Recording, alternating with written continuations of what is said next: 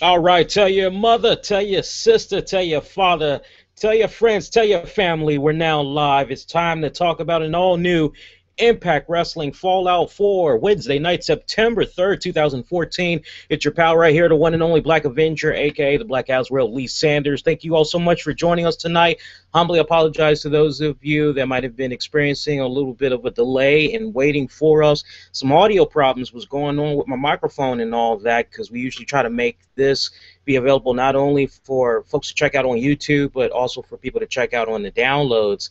And I was playing the audio test back. It was just failing on all levels. Finally, I just said, well, why not restart the damn laptop? Let's see what happens, because it's actually been a couple of weeks since Big Purple, as I call it over here, has been restarted, and that seemed to do the trick. So you guys should be hearing me pretty okay now. I'm not sure what's going on visually, but if there's any complaints about the visual or the audio, let me know. I'll try to see if I can fine-tune it. Hey, it is great to be back talking all things TNA Wrestling with you all. As always, we want you to to become a part of this episode. You can interact with us a number of ways. I'm paying attention to the Twitter timeline right now at the RCWR Show. Hit us up on there or on Facebook at Infinity One Productions.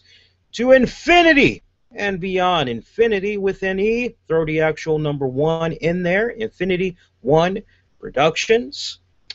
And as we get ready to talk about TNA Wrestling Fallout, first and foremost, got some really big news that I want to share with you guys. We had pretty much announced this last night on our Tuesday night radio edition of the RCWR show. But yours truly is going to be now a contributing writer for the TNAinsider.com website. That's right, the TNAinsider.com website. And it's truly an honor to be able to contribute to the website. It's an honor to be working with them, as I've been a fan of their work for a couple of years now. I'm actually good friends with some of the people that run the site, and I look forward to talking all things TNA Wrestling. I'm actually preparing an article as we speak. I am hoping to have it be launched sometime Thursday, maybe going into Thursday night, but definitely before the weekend. Be nice, guys, and most importantly, definitely share your thoughts. Let me know what you think. But I just look forward to just talking about all things TNA Wrestling, but on a much bigger scale and everything. And TNA Insider, in case you guys are not familiar with the website, for many years now, they have been one of the main leading providers when it comes to covering all things TNA news. There have been so many people that have tried to be intimidations, if you will. They've tried to be copies of them, but nobody does it better than them. Best part I like about them, they will not charge you just to read their content. They don't do that silly membership fee or VIP section, none of that. It's just pretty much all free. You can't ask for anything more. You just come on there, you check out some great content, you interact with the great community that's there.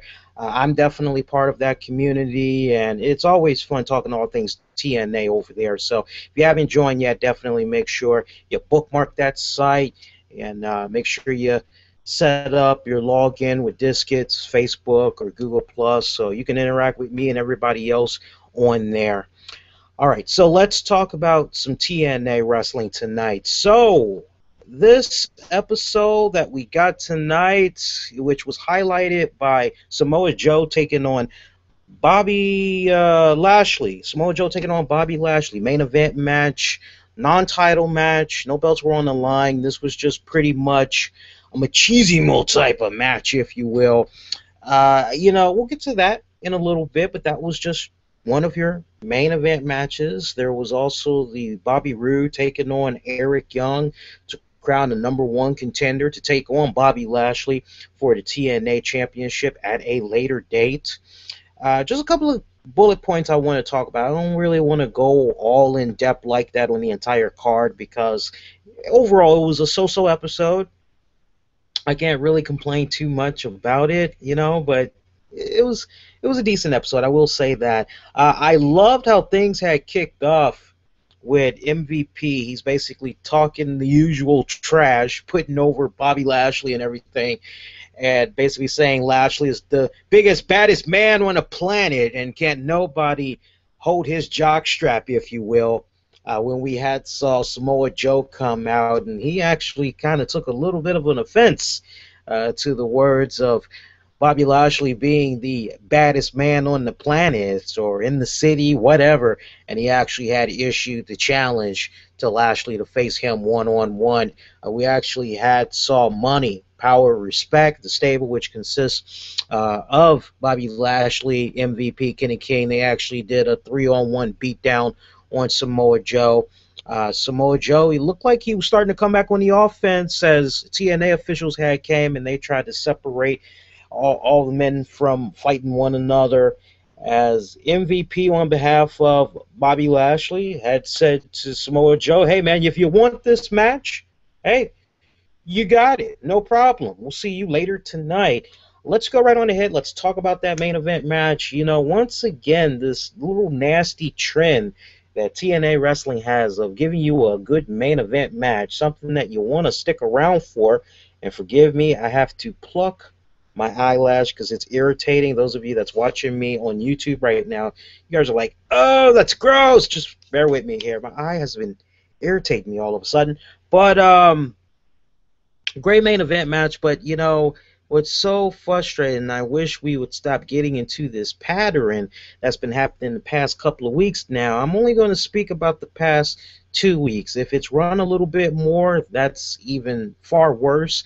But I've just been noticing the past 2 weeks, it seems like when it comes to our main event match, there's only about 9-10 minutes, if you're lucky, of storytelling. And that to me is just not really enough to be able to sink your teeth into and really get behind that main event match. I mean, this is pretty much what you've been hearing about all night. It's what all the hype has been about. If I'm not mistaken, last week it was about Team 3D taking on the Wolves, taking on the Hardys in a best 2 out of 3 series. Winner of the series gets crowned the TNA Tag Champions.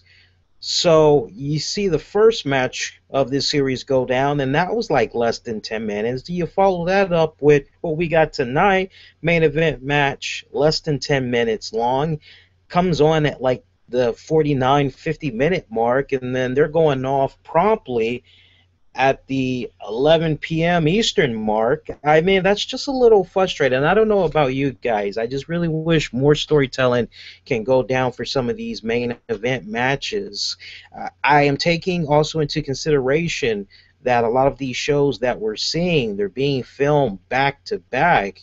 But even at that, if you don't really have the 2 participants that's doing that main event match, or that respected participant or participants in that main event match doing something on the first show, you know, they're not really being utilized like that, and you're going to the next show and you're basically doing 2 shows in one night, or I don't know how they're doing it, but last I checked, I believe it's 2 shows in one night when they're doing these tapings on multiple days. I don't understand why we just can't get a proper main event match to not only send the people home that's watching in attendance, send them home happy, but also the people that's watching on TV, they feel happy too, because they really feel as though they got their values worth for tuning into that channel for that night. You know what I'm saying, folks? That's just me. But, you know, I like the smart booking that they have put into this main event match, as we saw Kenny King. I believe MVP had popped out. I'm not really sure because I was starting to prepare to come on live here for you guys, but I know for a fact Kenny King had came out. He interfered, and I thought, okay, this is a nice little touch. It looks like we're not going to really get a decisive victor because, you know, we got some interference going on. Maybe this is good because I've always had this dream, and I've been talking about it off and on for the past couple of weeks, that it would really be badass if we saw Samoa Joe eventually challenge Bobby Lashley for the TNA title. Or Bobby Roode. Now, I'll talk about Roode in a little bit, but I just always thought it would be a badass idea to see Samoa Joe collide with Lashley. Okay, so we get that, and we get this interference, and it's like, okay, so pretty much it's going to end on a note where Lashley is maybe going to reign supreme. Maybe Roode is going to come out, or EY, or maybe somebody's going to come out and try to help out Samoa Joe or something.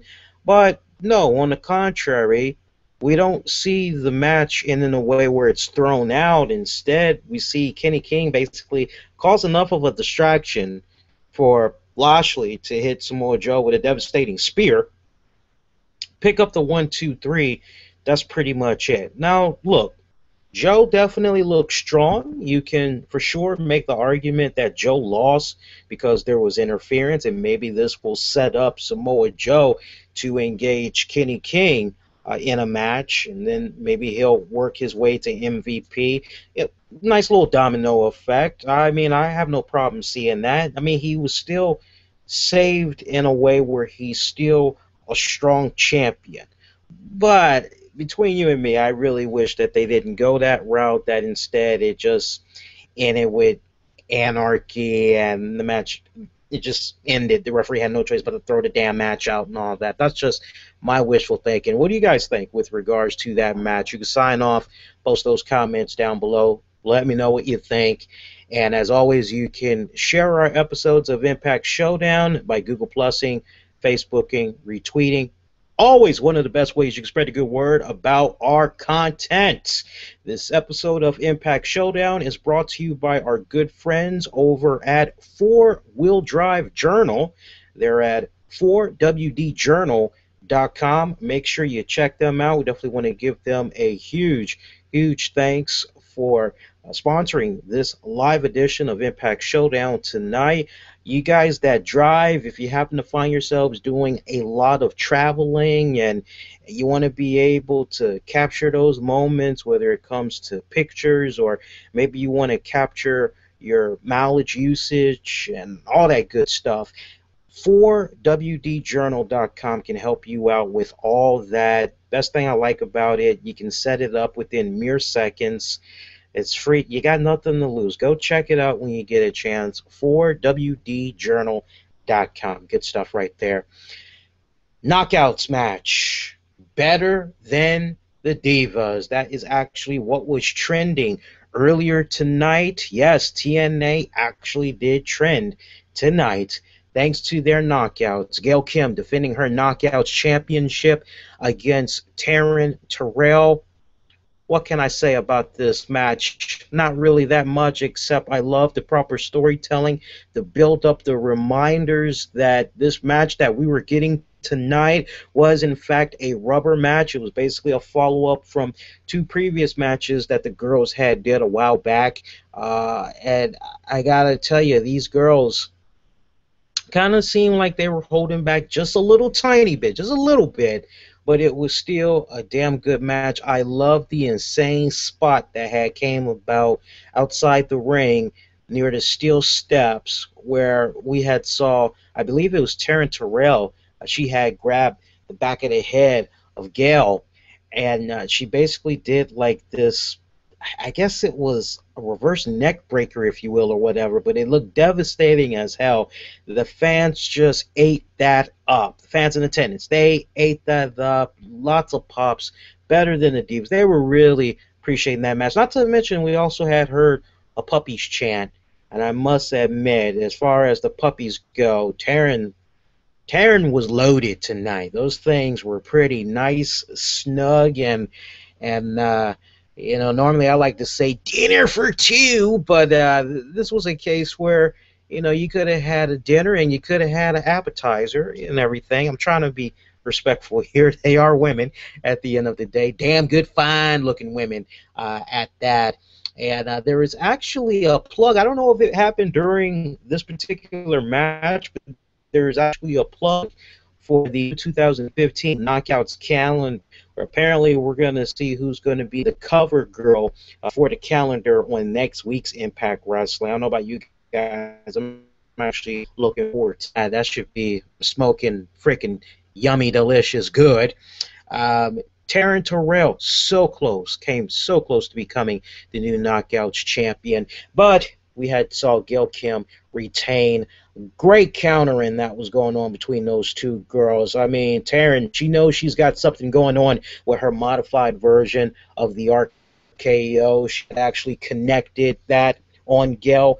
You thought maybe she was going to become the new champion. It didn't go down that way. And honestly, I love it when we don't have a championship change hands on television, especially given the fact that we're so close to Bound for Glory. If I'm not mistaken, Bound for Glory is going to be hitting in October. So I actually love the fact that Gail Kim, at least the way it appears right now, is going to be holding on to that Knockouts Championship a little bit longer. Whether or not she's going to be able to make it to Bound for Glory, though, as champion remains to be seen, because finally we had the debut of somebody that we've been talking about off and on for the past couple of weeks. It is a person that's definitely been a good representative for women's wrestling. Who is that person? Well, we're going to have to pause right there, because for those of you that's checking us out on YouTube right now, you're going to be getting an ad break. Just hang tight. Check out a good word from our sponsors. We'll come on back, and we will continue the discussion. I'll let you know who it was that made their debut tonight. They made it in a big way post-match after Gail Kim and Taryn Terrell. We also got the very latest in TNA wrestling headlines. You, my good friends, are checking out Impact Showdown, episode 117 for September 3rd, 2014. We will be coming right back. Stick around.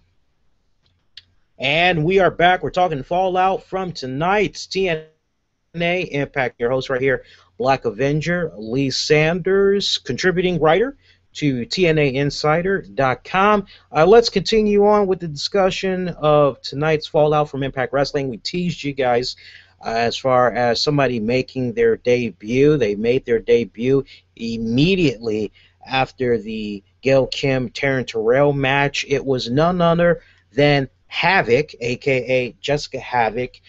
You guys know that have been following WSU, Shine Wrestling, Shimmer. You know she's been making her rounds all throughout those promotions. She's a hell of a performer, just all around. I'm just amazed at her. I'm just amazed at her height. I'm amazed at her size. I mean, she is a big girl, and I say that in the most humble and respectful way. I love her. I mean, she reminds me of a modified China, if you will. She's somewhat of a nice throwback, but at the same time, she's not trying to be a China. She's just this nice, big Amazon of a woman that just goes in there and is just able to put on some insane freaking matches. I mean, truly, it's awesome to see her there. And I don't know if you guys have really been paying attention to the TNA roster, but you just look at the fact that Brittany is also in there. Brittany is a girl that also used to wrestle at those same women promotions that I mentioned for Havok earlier. TNA is really starting to get that fine-tuning, if you will, as far as reaching out to really good knockouts, good talent. They've really been stepping up their game. I don't really think they get enough credit in the world, because not only do you look at what they've been doing with the knockouts, but you look at the fact that they've got Davey Richards, Eddie Edwards, you've got Ring of Honor alumni and Kenny King, you've got Austin Aries, you've got Samuel Shaw, you got Derek Bateman from NXT, who's just been doing a phenomenal job as Ethan Carter III. I mean, we could just go on, but whoever's been doing their part in picking out the talents for this TNA roster, they've been doing one hell of a job. Honestly, they've been making up for the AJ Styles, the Daniels, the Kazarians, even though we could still use them in the company. I honestly, I think, if not all of them, there's a couple in there that I think we all can be in agreement they should still be with the TNA company, but it is what it is. Despite that, the roster has been thriving, I feel. It's a very good roster that they have right now. They're really establishing originals. Brom, let's not also forget Brom. We got Magnus. I mean, we just go on and on. You know, Havok made a very good debut, destroyed the hell out of Gail Kim and Taryn Terrell.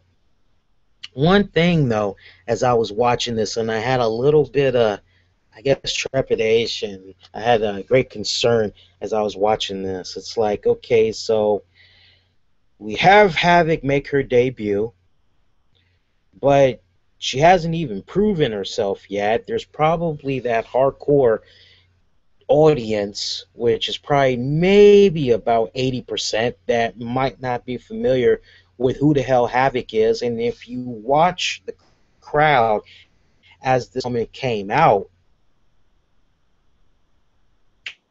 nobody really knew what to make. It's kind of like, oh, somebody, well, who is it? Because, I mean, when you first see her, she's got the gas mask on and all that. She's got the coat on and all that. So you're kind of like, well, who is this person exactly? It's like, can we maybe see the mask come off or whatever? So you see the mask come off. You see the trench coat come off. And even at that, there was hardly, like, any reaction. I mean, you have to be a hardcore fan of wrestling. You have to know your promotions. You have to follow your women's wrestling to know exactly who that was. So as far as the reaction goes, definitely did not come off the way it was supposed to from the fans that were there in attendance, definitely to us watching at home. So minus a couple of points right there.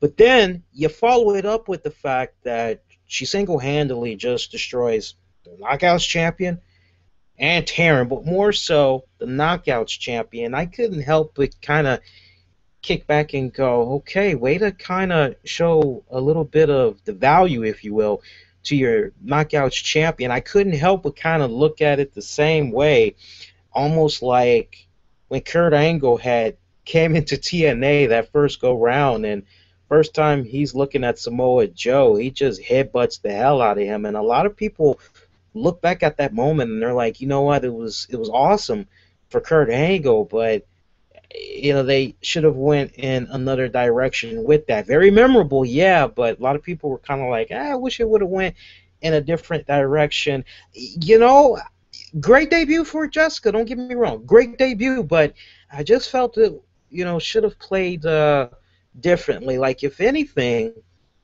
maybe Gail Kim should have just left the ring, you know, after shaking hands with Taryn. You know, she's going backstage or whatever, and Taryn, she's just kicking herself because she came that close to becoming the Knockouts champion. Maybe she could have stayed there long enough for maybe a Planet fan to maybe start doing a clap in a chair, get the other people involved, and you got a nice little reception there, warm reception at that for Taryn Terrell. And then you could have just seen Jessicka Havok maybe come from the crowd section or whatever and come from behind, get in the ring, attack Taryn that way. And then, you know what, if you wanted for Gail Kim to get involved, you could have had her come out.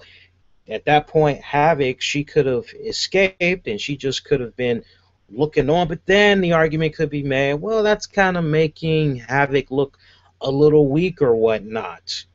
Honestly, maybe you just could have had it be Havok just beating down Taryn.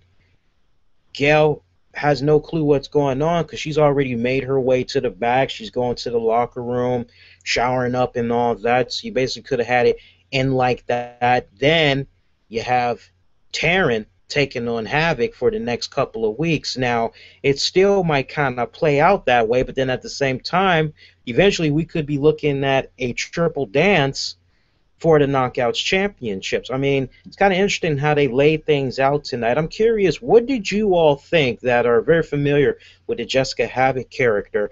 What did you all think about her debut tonight, and do you think that TNA should have operated a little bit differently with this debut? Let me know. If you are not familiar with Jessicka Havok, and now that you've gotten caught up to speed on who she is and everything, multi-time champion too at that, we gotta make sure we stress that for her. Now that you know the backdrop on her, were you sold on her debut, or should tweaks have been made? If so, how should they have done it? Should they maybe have operated the way I'm suggesting, or do you have your own unique spin-off to it? Post your comments down below. Interact with us on social media. Let me know. Bromance! Ba-ba-ba-ba! They had found out who were the girls that they had selected. You know, the past couple of weeks, they've been kind of, I guess it's been between Robbie E. and Jessie G. They've been going back and forth trying to figure out who can. Some weird app they're messing around with. I know there was a contest that was going on where you could have won a date with the Bromance or whatever. Apparently, they both had, I think, selected the same girl to date or whatever. Blind date. It was somebody from the Knockouts roster. Well, pretty much we see this footage of them at this, I guess, restaurant on top of a roof or whatever, and they're waiting for their dates to come. And it turns out it's the beautiful people. Yes, the beautiful people. And I have a hard time processing that one because we know Robbie E. He's got Brooke.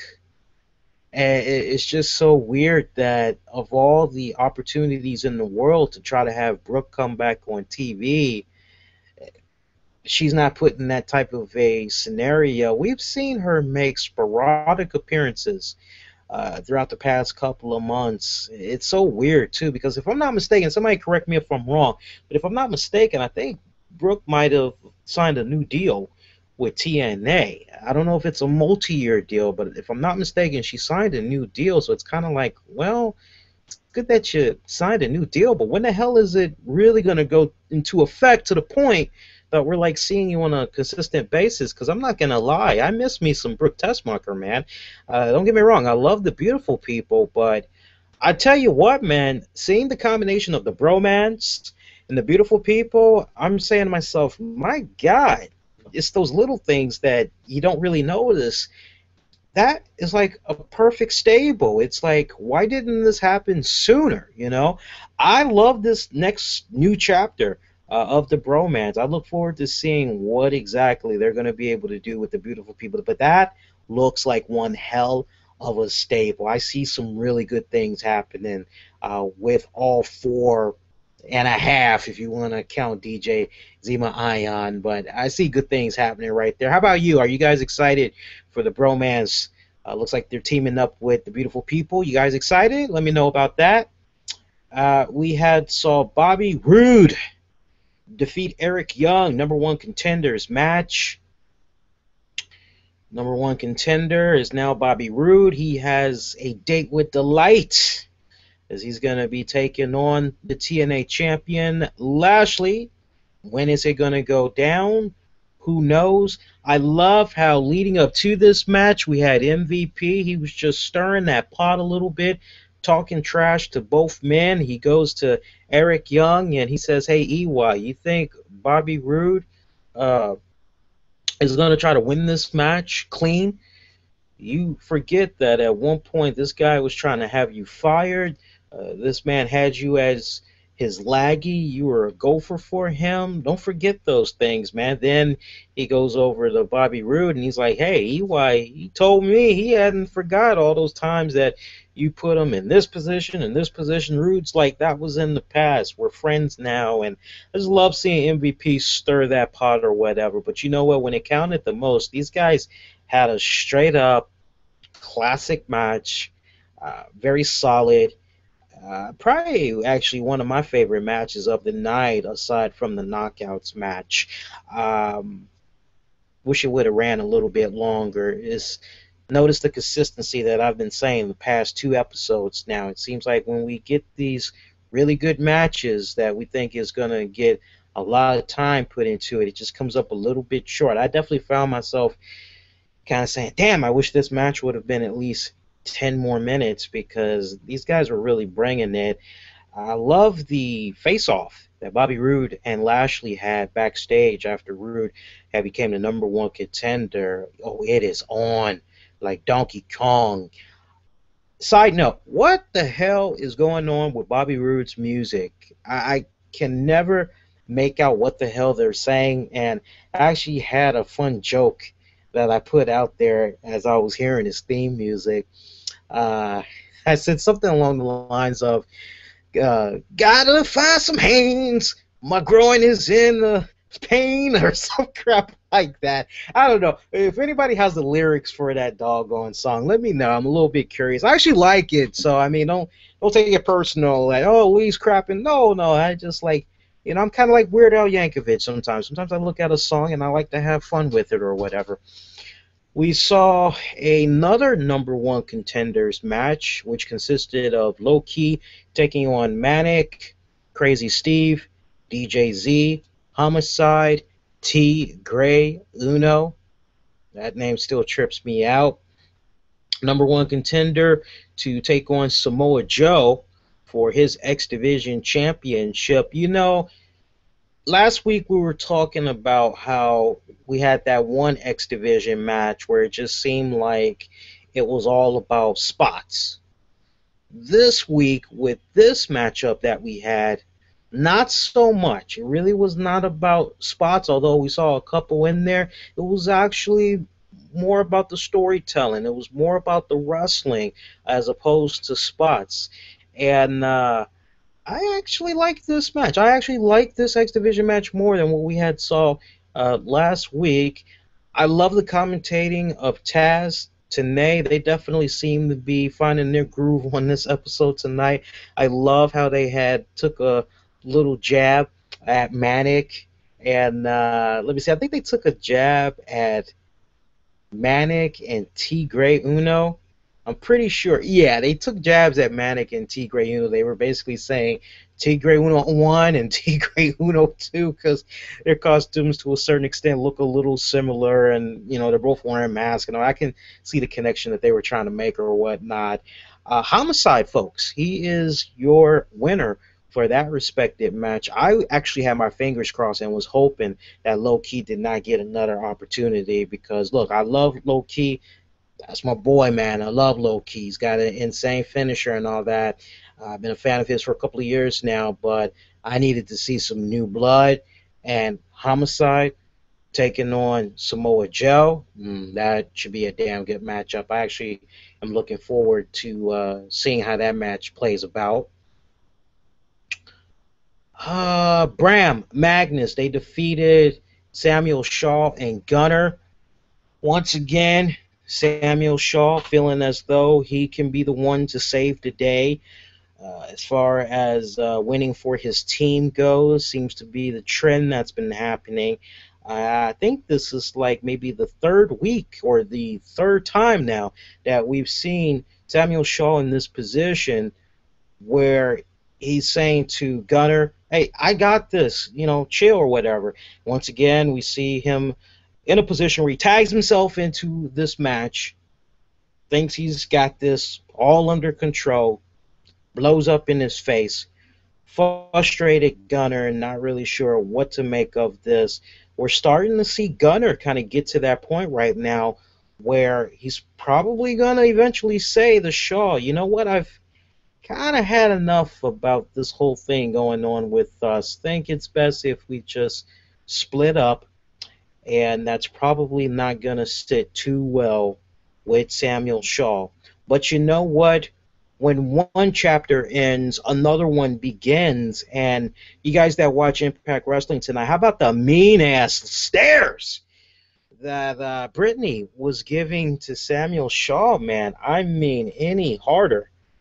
And sister was going to, literally peel the clothes off of Samuel Shaw with her eyes. I mean, I ain't never seen a girl look so hard at a guy before. She just kind of had this sick, twisted, what she reminded me of? She reminded me, just the way she was looking at Samuel Shaw, she reminded me of Glenn Close, Fatal Attractions. Those of you that remember that movie with Glenn Close, Michael Douglas, man, you can't. That's a freaking instant classic right there. That's how she kind of came off. She came off like Glenn Close's character in that movie. I'm saying to myself, my God. So basically, one psycho with another psycho.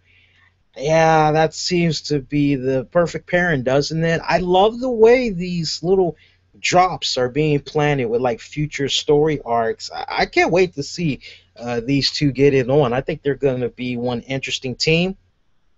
And man, who do you suppose Gunner is going to end up teaming with to take on Samuel Shaw and Brittany? Do you think maybe Gunner is going to reach out to, I don't know, maybe Madison Rain? Because last I checked, and correct me if I'm wrong, but there's still some unresolved issues between those two. I want to thank those of you for staying up late with us. That's checking us out live right now. You're going to be seeing another ad break right about now. Those of you that's watching on YouTube, just hang tight. Come on back.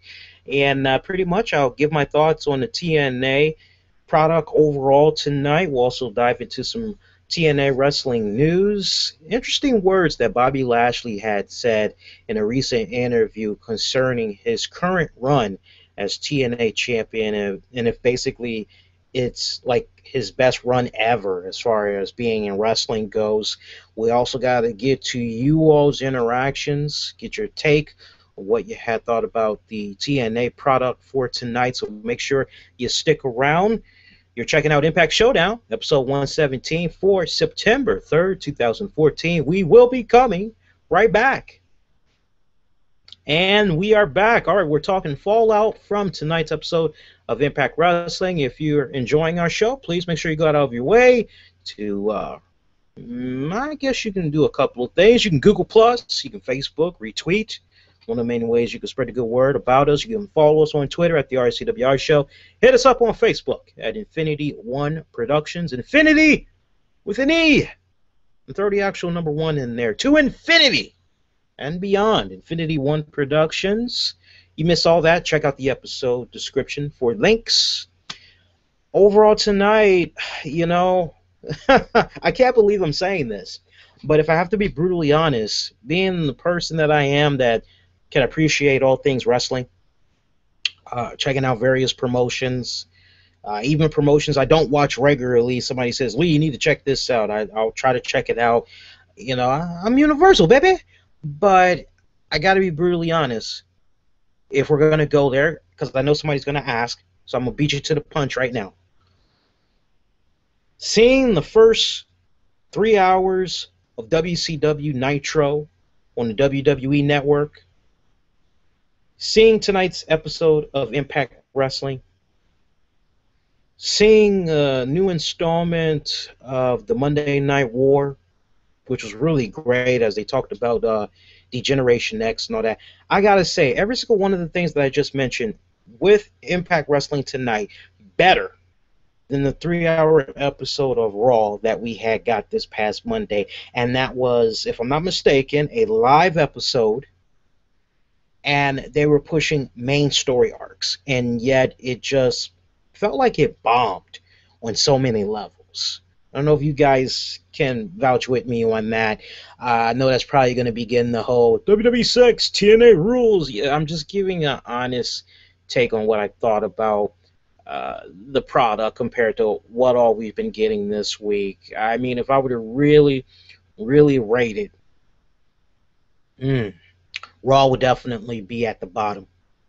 It would definitely be at the bottom. I mean, I'm going to jump out there right now. I haven't even seen OVW for this week yet. I haven't even seen Ring of Honor for this week yet, but I'm just going to jump out there prematurely and be a banking man that those two are probably going to even top Raw as well. So, but if you look at tonight's TNA product compared to last week, week before, you know, we've seen better. You know, don't get me wrong. This isn't going to be one of those episodes that's like, it was bad. It wasn't bad, but at the same time, it's not one we're going to be remembering 2-3 weeks from now, unfortunately.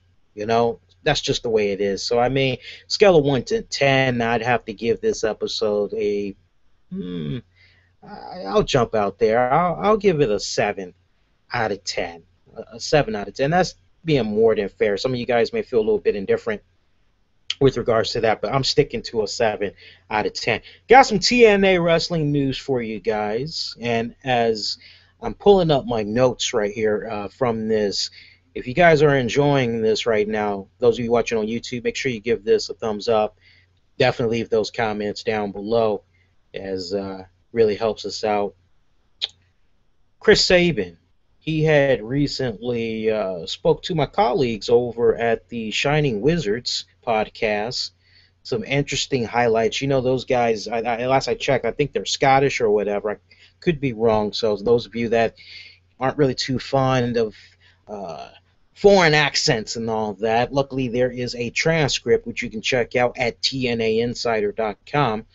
And one of the things that he had talked about that I want to home in on, just in particular, is TNA World Heavyweight title run. You guys remember that, right? Then again, some of you all may be saying, damn, he was TNA champion? Yeah, he was TNA champion.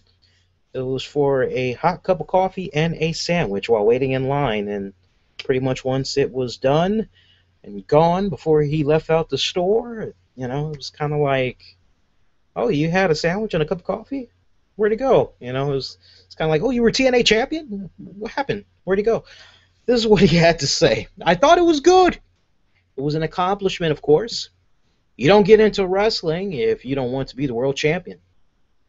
Who doesn't want to be the world champion? It was a very satisfying moment for it to happen. I thought it was probably too soon. I'm sorry, what? Wait, go back. I thought it was probably too soon. Well, at least you're a man to admit that. I was only back for about 2 months after being out of action for 2 years. I wish I could have had a longer build-up to it. All right. So having it happen after only 2 months and then only having it for a couple of weeks after that, I thought it could have been done in a way better way.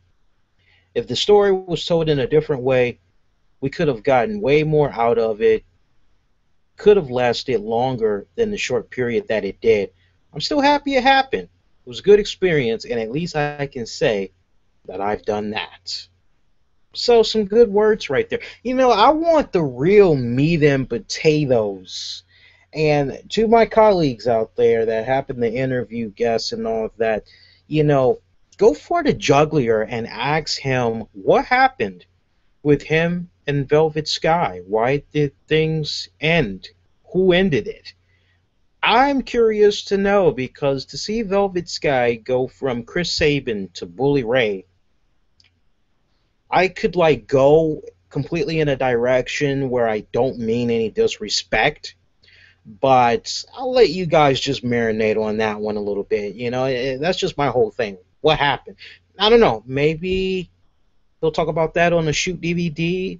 I mean, is he even the type of person that's done shoots in the past? Those of you that are Shoot DVD collectors, let me know if he's done shoots in the past. I mean, if he has, maybe there's hope. If he hasn't done any shoots, then it's kind of like fat chance of that happening. But I really want to know what's up with that. You know, I was kind of expecting him to say this with regards to his TNA run. I don't know about you guys, but I want to know what happened between him and Velvet Sky. That's the bigger story right there as far as I'm concerned.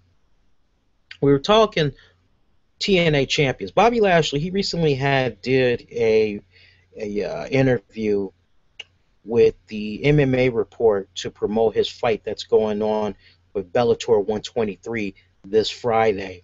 One thing that I was reading that I thought was very interesting was about what is currently going on with his current run in pro wrestling. Like, if he believes he's having the best pro wrestling run of his career right now. Curious what he had to say? Here we go. Direct quote. I don't know if it would be the best run, because I don't know how you measure that. If you measure it by money, maybe not. If you measure it by fun, maybe so. I have a great time with MVP and Kenny King. We have a little bit of creative freedom to do what we want to do at times. And I think that things are going well. I think my in-ring ability has improved a lot more. I did a lot of independent stuff, and I had an opportunity to work with a lot of guys out there. So I just think working with some of these guys in TNA, they have an amazing talent pool.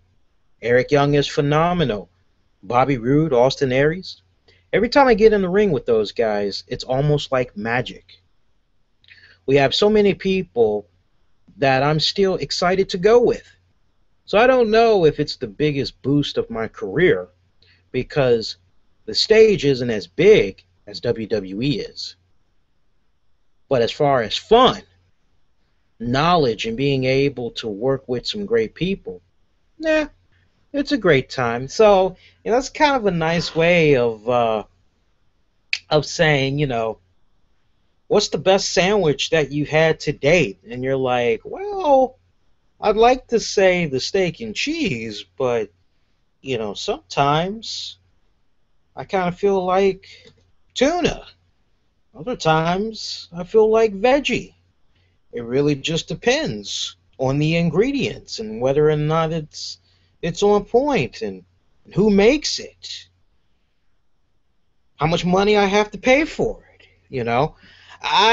Very kind of cryptic right there. I mean, if you really want to kind of, you don't have to nitpick this, but I mean, it's kind of hard to. I kind of see where this question was going.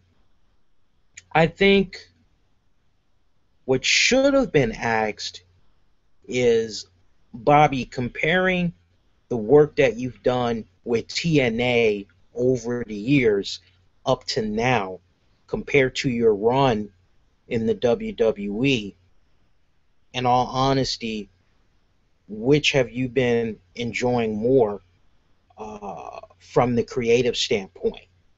If you would have phrased it like that, then maybe you really could have got a decisive answer, I feel, because you're not really going to. First of all, he's a very smart guy. We got to give Bobby Lashley credit because he really does not get enough credit in the world. He is a very smart and very articulate man, all right? And I love the way that he answered the question because he didn't bury TNA.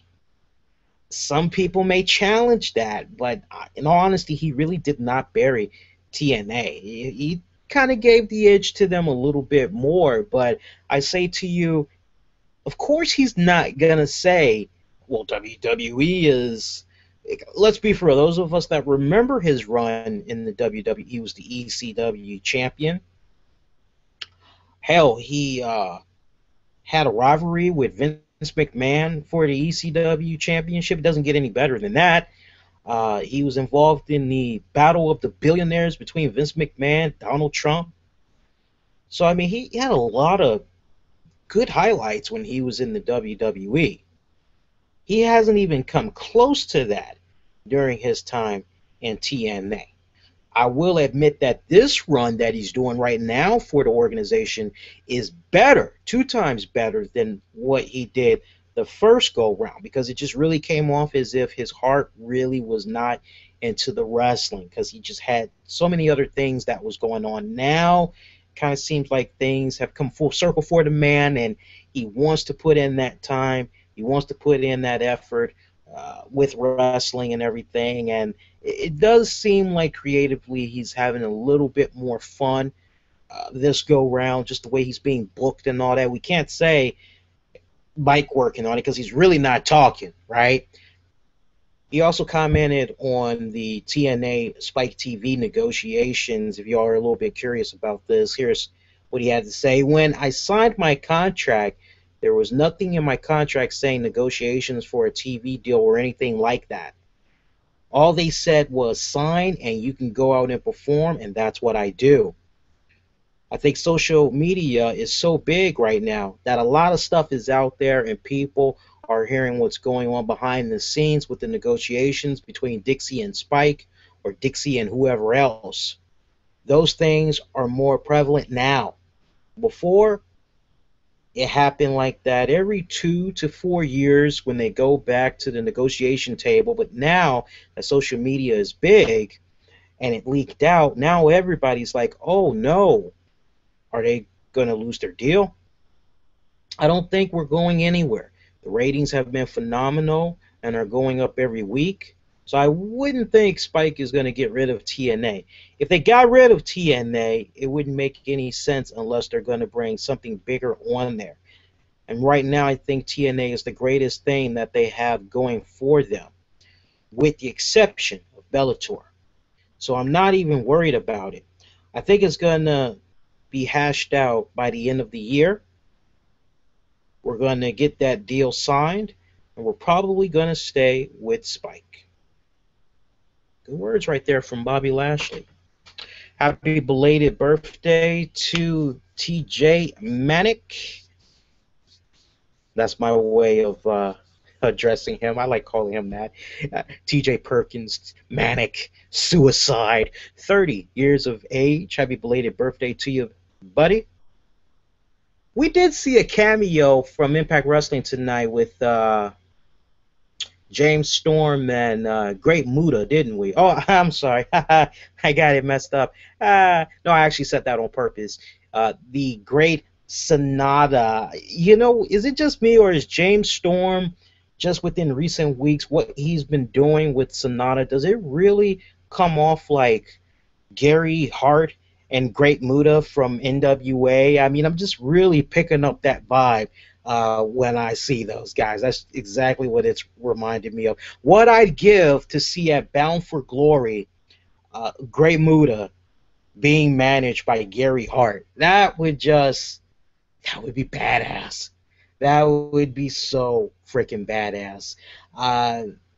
They did a number on Austin Aries, because Austin Aries didn't like the fact that Sonata had spit green mist in his face last week. It was a 2-on-1 beatdown, but then we had saw former WWE and ECW alumni Tajiri. Yes, Tajiri, king of the mist. He came in for the save. We have been hearing the rumblings that Tajiri was going to be appearing at these new batch of TNA tapings. Still look very recognizable, clean shaven now, doesn't have the mustache or beard going on, but he still looked very recognizable, still in great shape. True story, and I actually saw this the other day. Real quickly, I saw a shoot that he did with RF Video several years back. I'm like, forgive me, I'm about to curse, but I couldn't help but go, where the fuck is the English subtitles?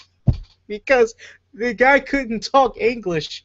He tried his hardest, I give him credit, but I did not understand what the hell he was saying. I must have sat through that for like about 30 minutes, and I just said, I'm not feeling enlightened. If anything, I'm frustrated because I don't know what the hell he's saying, and I turned the damn thing off.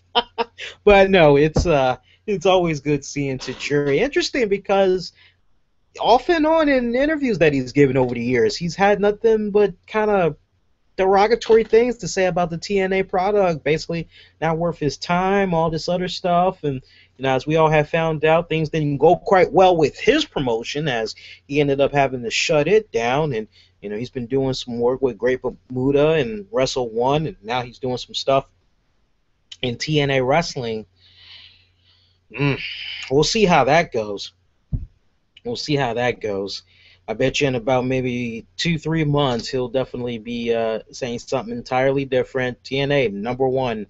You know, speaking of number one, who's next? Funaki? Is Funaki going to be coming through TNA next? I mean, I'm just asking. I'm being for real. Let's get to you guys' comments. Let's see what y'all had to say about tonight's TNA product. I've actually been checking out the stream off and on tonight. It looks like you guys haven't been experiencing any lag issues, but I hope at the same time the audio has been on point. Let me know. I'll actually be playing this back when it's all done. All right, I'm looking at y'all's comments right now. Let's see what we got right here. Magda! What's up, Magda? Lee, do you think the seeds were planted for Havok versus Gail Kim for the Knockouts title at Bound for Glory in Japan? You would hope that maybe it would get to that point, or maybe it's going to be a three-way dance for the Knockouts title at BFG. Honestly, bro, I'm not really sure right now. I mean, just when we think we kind of know what's going on with TNA, what direction they might be going, they have shown that history of throwing us a monkey wrench. So, I mean, I'm saying this right now, as it stands right now, this early morning of September 4th, 2014, as we're now going into Thursday. Good morning to you all. at least on the East Coast. It's Thursday morning. Do not be too surprised if Havok takes on Gail Kim for the title on an episode of Impact Wrestling. I don't care if they want to dub it Impact Wrestling or a free pay-per-view event on Spike. Don't be too surprised if you see a match come about with Havok and Gail Kim and Havok becomes the champion. I'm sure there will be many of you that will be upset because you probably will be like, this should be happening on pay-per-view. Wait a minute, guys. Wait a minute. We got to take a pause right there. Okay, that was a close one. I was just trying to make sure the computer wasn't going to reset there. Sometimes it does that. But no, it's very possible we could be seeing a match go down on Spike TV and Havok becomes the champion. So don't get upset. I'm trying to prepare you guys right now. But honestly, Magna, I'm hoping the blueprint, BFG, is what goes down. Matthew, long-time RCWR show fan, always representing. Let's see here. My only gripe with TNA is their production quality when it pertains to the wrestlers' entrances. TNA has made some very good production videos in the past, having wrestlers come out with just their names projecting on the Titantron. Just screams out laziness. Every time I see this, I feel like I'm watching ROH. TNA needs to have highlights of wrestlers hitting their best moves and step up their production quality. Your thoughts? I agree to a certain extent. But at the same time, just because one company is doing this, doesn't mean that everybody else needs to, you can trace the whole entrance music, the Titantron stuff. You can almost trace all of that back to Michael Hayes and the Freebirds. I know Michael Hayes, the Freebirds, they brought the music. Now, as far as who did the music videos and all that, I guess you can kind of give that credit to WWE. Yeah, I mean, ECW wasn't doing it. I don't think WCW. Maybe WCW was doing it right before WWE. I don't know. I gotta go dig up the history on that one. But honestly, I care more about good music. Quite honestly, I could care less about the Titantron image and them hitting their best moves. I could care less about that, for real. I will say this. The music selection that Jessicka Havok came out to tonight, it was piss poor. I've seen and heard her come out to better music from other promotions. That was just not on point tonight. I'm hoping that, because what we were watching is taped, obviously, I'm hoping that in the weeks to come, they fine-tune her music a bit, because it needs it really, really bad. But no, I really don't feel that they need to work on the videos next and all that other stuff. As long as they got some really good music happening, that's all that really matters. I mean, if they want to give the people in attendance something to look at, I mean, that's fine. But me sitting at home, I don't care about what's playing on their video. All I care about is the music, what they're wearing, and they're getting their ass in the ring. That's what's most important. Weston, I don't know what James Storm and Sonata are doing to Manic. They did kidnap Manic, didn't they? They're getting ready to have their fun with him. They're getting ready to go. They're getting ready to go Deliverance, the sequel on Manic. That's what they're getting ready to do. I almost forgot Manic got kidnapped. Almost forgot about that. He got kidnapped right after Homicide had won, and I think the ring had got cleared or whatever, or something like that. Didn't James Storm and Sonata come out and beat up Homicide or something? I do remember for a fact, though, that they did grab Manic, because they grabbed him by the boots, because I remember I was chuckling hard at the sight of them grabbing him by the boots, and they were dragging his carcass to the back. Manuel, hey Lee, Jessicka Havok debut, freaking badass.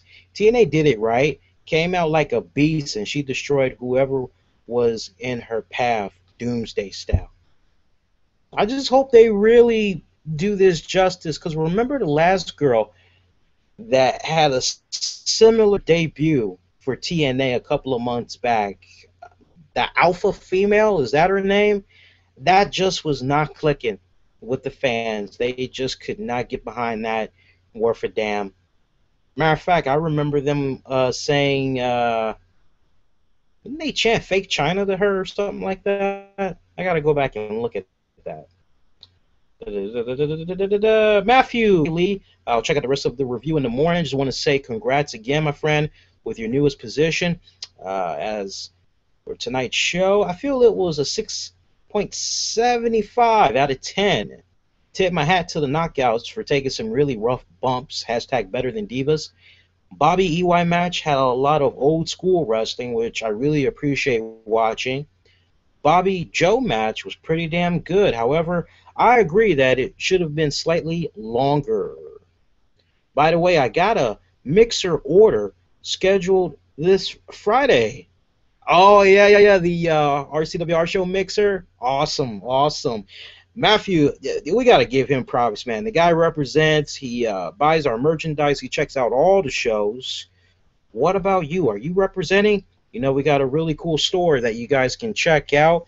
It's at cafepress.com.au/RCWR show. One more time, cafepress.com.au/RCWR show. I mean, we got all types of stuff, man. We've got t-shirts, tank tops, wallets, paternity clothes, calendars. Oh, yeah. You can find it at the RCWR show store. To the left, to the right, it's just like a mini mall. Hey. Sorry, I just had to do that. But no, check it out, man. If you missed that link, it's in this episode description. We got a lot of cool stuff. I got a message the other day from somebody. They were like, I didn't know you had this at your store. It's like, yeah, we got all types of stuff, man. Poke your head in there. Take a look, you know. If there's something that you want, maybe you want it to be maybe $5 off, you know, just $5 a little cheaper, send me a message. Let me know. I'll try to see if I can mark the prices down, because I actually do have the control of marking down the prices to a certain extent. So let me know. But yeah.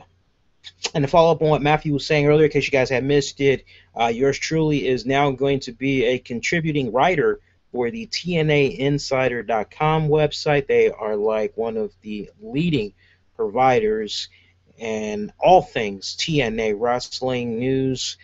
Great honor to be on board working for them. My first article is going to be coming out, should be right before the weekend. I'm putting the finishing touches on it right now as we speak. Be nice, and those of you that are from, I'm going to try to dress it up as nice as I can, but if you see any run-on sentences or whatever, just, you know, be kind to me, you know, work with me. I'm going to be a writer in progress, all right? But no, you know, from the experience that I've had writing articles past couple of years on our respective website, honestly, I think I'm going to do just fine on there. Weston, Bobby Roode, Eric Young match felt boring. They should have added a stipulation to the match or something, because to me it felt like a disappointment. Maybe my expectations were too high. It's possible, Weston. It's very well possible. Bully Ray is a man's man. Chris Sabin is just a weenie. Is that your way of maybe trying to address what you think might have happened between Sabin and Velvet Sky? I'm just curious. Weston, in my opinion, Havok debut fell a little flat. They should have put more thought in her debut and make it more impactful. Yeah, it did kind of seem like they just stuck her right in there, didn't it? Hell, I would have settled for a bonus knockouts match, and she could have done something right there. Weston will go on to say he gave Impact Wrestling a 6 out of 10. Best match was the knockouts match. Refresh this one more time. Make sure no new comments are coming in. And if I did not get to your comment, have no fear. I will definitely respond to you. Probably later today. Let's see here. I think that might be it, though. Oh, wait. We got two new comments. Jason, did you catch them mention that Lashley signed on with Bellator? Yeah, I did. I did catch that. As far as him doing his match. Now, are you saying something new? Because I haven't heard anything about Bobby Lashley um, signing like a multi-year deal similar to King Mo. I just know he signed on to do a couple of fights for Bellator. But yeah, I did catch that, and I like the nice little touch that they gave, mentioning that he's going to be doing that fight at Bellator 123 or 123 this Friday. Greetings from the UK comes to us from Kerwin Baxter. Hey Lee, who do you think is worthy of being champion after Lashley? I know there's a big time difference between us over here in North America and you in the UK. I think you're like probably pushing maybe what 6 or 7 in the morning right now. So good morning to you. Honestly, I said this before. I'll say it again. I gotta see Bobby Roode. I want to see Bobby Roode or Samoa Joe. One of those two guys I feel deserve to be the TNA champion next. That's just my honest take with regards to that. I'd go a little bit more in depth about that, but I kind of felt I did a couple of weeks ago. I'll see if maybe I can find the audio. If I can't, maybe I'll do a unique excerpt here on YouTube. But to answer your question, Bobby Roode or Samoa Joe, they need to be the next in line. And I think that is going to do it. All right, we did a very good show. Checking out how long we've been on the air here, because we did come on a little bit late. Oh, that's not too bad. We are running almost an hour, 10 minutes long. That's actually pretty damn good. All right, so make a note of it, because we're back in full effect after a nice week-long vacation. We've got the weekend edition of the RCWR show, which you're going to be able to catch this Saturday night, September 6th at 10 p.m. Eastern, live on Spreaker. It's our radio edition, weekend edition of the RCWR show. At that, we'll be going all over the place, get you guys hooked up on the very latest in wrestling, entertainment headlines, and beyond. So make sure you join us for that. Going to be very solid. Meantime, for all the very latest in wrestling news and beyond, be kind, rewind. We got really great content for you guys to check out. YouTube, you know what to do. And hey, man, if you're new to our YouTube channel, love to have you subscribe to us so you never miss out on all the great content we do for you here on a week-to-week basis. We got album reviews, we got DVD reviews. My God, we got a little bit of everything, man. Breaking news, you name it. Go have some fun. Check out our shows on the downloads. You can check us out on Spreaker, iTunes, Stitcher, iHeartRadio. iHeartRadio, by the way, you users that have it, they got a nice new update for their iHeartRadio app. It's a more slicker, cleaner design. It lets you be able to add your favorite stations more quickly. You can search for great radio stations such as Smooth Jazz, Q104.3, Guilty Pleasures right there, 80s music. I mean, you name it, man. I got some really good stations that's out there. Not to mention, you can check out the RCWR show and Impact Showdown on iHeartRadio. The iHeartRadio app is free, so make sure you go scoop that up. Good stuff, man. I use it all the time. I love it, man. I love it. One more time, props to 4WDjournal.com for sponsoring tonight's episode. Make sure you show them some love. We got all the links available in this episode description. On behalf of you guys, thank you all for checking us out live, staying up a little bit late with us. Very good night, good morning. We'll see you for our next show, which will be Saturday night, September 6th. 2014 on Spreaker. Till then, be safe, be kind to one another. See you next go round. Everybody take care.